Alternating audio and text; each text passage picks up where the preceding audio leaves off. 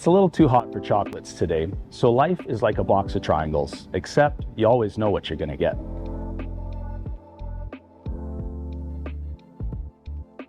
A triangle is a simple math that'll help you figure out a lot of things. You could figure out slopes, you could figure out cones, squares, rectangles. It'll help you out immensely when fabricating something. For the first part of this video, we will show you how to transition down from a larger size square tubing to a smaller size square tubing. What I've got here today is a 4-inch square tubing and a 2-inch square tubing, and I'll be using triangles to transition that down to each other. So the basic tools I'll be using today, I've got my silver streak, I've got my combination square, and I have a protractor. So of course, follow the prints or guidelines that you have for your transition. For my transition, I'll be going 3 inches back on the 4-inch square tubing. So this is an even transition. I'll be working off of center to give myself some reference lines. Since I'm going from 4-inch to 2-inch, I know that the face here needs to be 2 inches. Now what I'll do, I'll transfer my mark from the face to the corner, creating my triangle.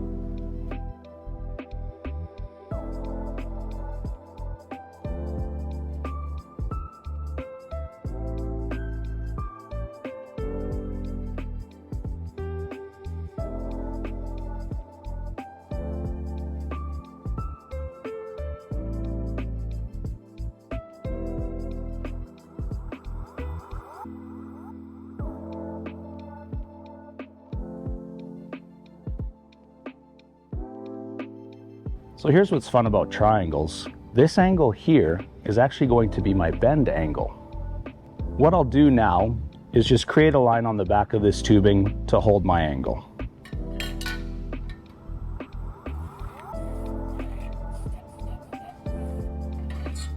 Just so we don't lose this angle, you could write down your value, or you could go on your table and scribe it out.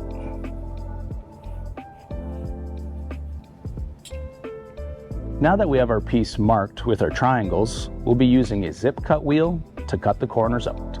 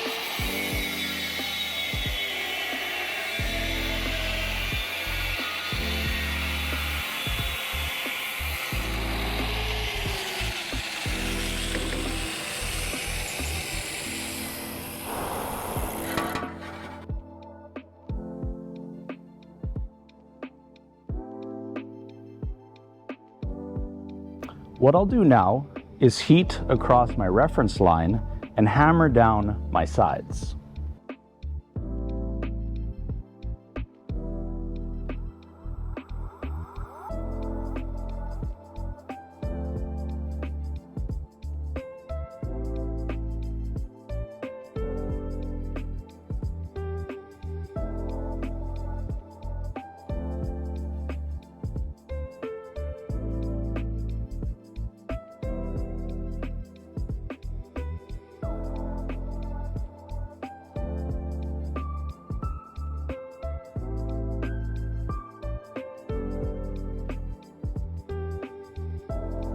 As you can see, by using a simple triangle, we've made that transition fairly easy.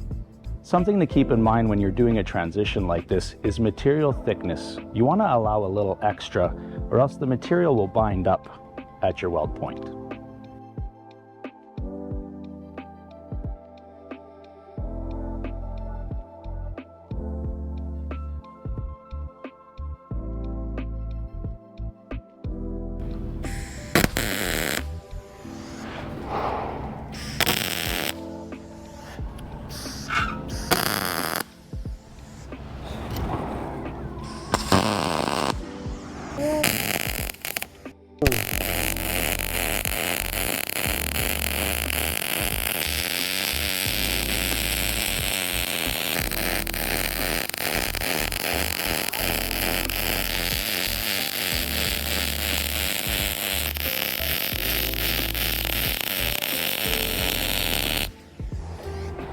For the second part of this video, I'll be laying out a ramp that has set dimensions and parameters using triangles. So what I've got on site is a 7-inch rise, and I'm going to need to get a forklift up that 7-inch rise. But I haven't been to site to measure it. Somebody called in those dimensions. So I'll be laying it out on my table to show you how to do that. For safety reasons, I need a 10-degree angle for this forklift to climb up that rise. I'll be using my protractor here to give myself a 10-degree angle. There's 90, there's 100, 10 degrees.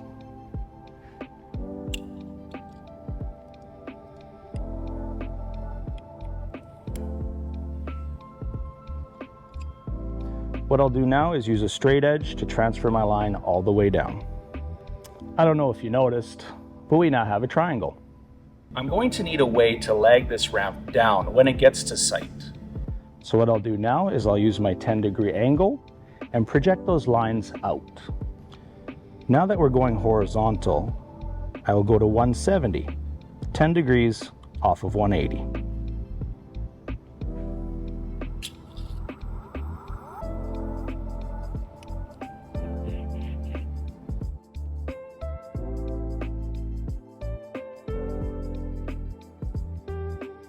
Now that we have our layout done with our 7-inch rise and our 10-degree angle, I'll be able to grab some measurements off of this layout, and what I'll do is make a demo so we can make sure it works. Now obviously our ramp is going to be much wider to accept a forklift, but what I've done here is a small piece so that I can double check that my measurements and angles worked out before this thing gets to site. As you can see from these two demonstrations, using triangular math or triangulation can greatly help you out when you're fabricating something. I hope you've enjoyed this video, and we'll see you on the next one.